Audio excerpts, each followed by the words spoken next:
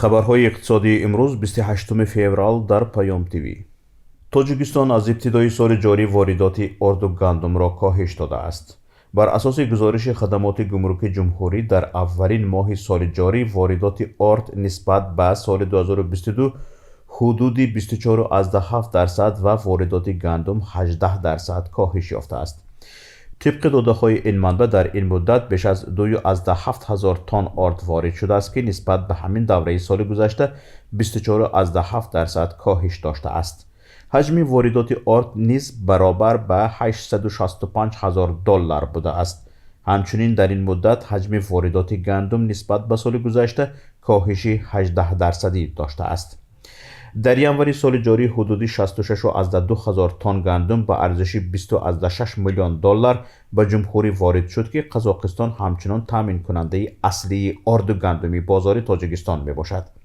مقامات مربوط کشور ادعا می کنند که تاکنون حدود 90% نیاز داخلی تاجیکستان برای آرد از طریق تولید داخلی تامین می شود. در ساحه ساختمان روسیه 200,000 کارگر نمی رسد. در این باره رهبر مرکزی کادرهای وزارت مهنت روسیه یلنا سانکیویچ در نشست مطبوعاتی معلومات داد. سانکیویچ گفت عین حال به حدود 200,000 کارگر در ساحه ساختمان و 90,000 کارگر در خواجگی منزلی و کمونالی روسیه نیاز دارد.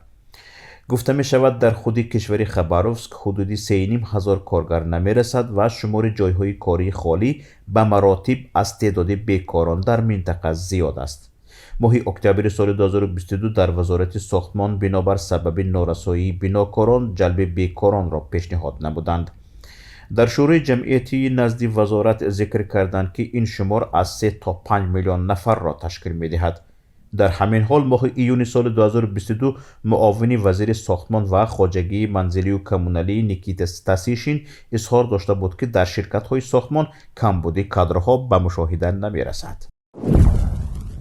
در سال 2023 کارخانه اطلس خوجند می‌خواهد با یک کارخانه سمرقند متحد شده با هم کارخانه مشترک سمرقند سوخت سلک را تأسیس دهند.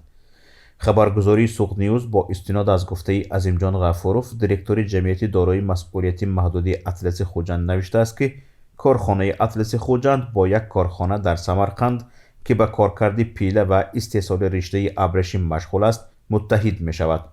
گفتنی است اطلس خوجند در تاجیکستان یگانه کارخانه است که از سال 1931 به این سو با راه نساجی و صناعتی اطلس و ادرس استحصال می کند.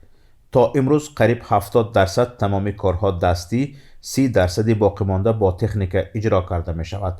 حالا در کارخانه استحصال 120 نمودی اطلس و 34 نمودی ادرس به راه مانده شده است. همه ساله در یک بست زیاده از 50 نفر متخصصان 50,000 متر متا استحصال می کنند. نرخ ارز. بانک ملی تاجیکستان ارزش سامانه را نسبت به اسعار خارجی برای امروز 28 فوریه اعلان کرد. طبق نشاندهی بانک ملی تاجیکستان قدر 100 روبل روسی برابر 14 سامانه و 45 درم است. قرب میانه فروش $100 ایالات متحده آمریکا در مؤسسه های قرضی تاجیکستان 1091 سامانه و 59 درم ارزیابی شده است.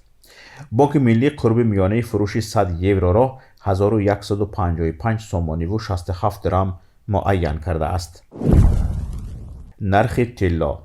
بهای هر اونس طلا در معاملات صبح امروز میان بانک های لندن $817.41 معامله شد. نرخ نفت خام. نرخ میانه فروش هر بشکه نفت خام تحویل ماه آینده در برجه های لندن $82.02 معامله شد. نرخ میانه هر بشکه نفت خام تحویل ماه آینده در برجه های نیویورک $75.61 معامله شد.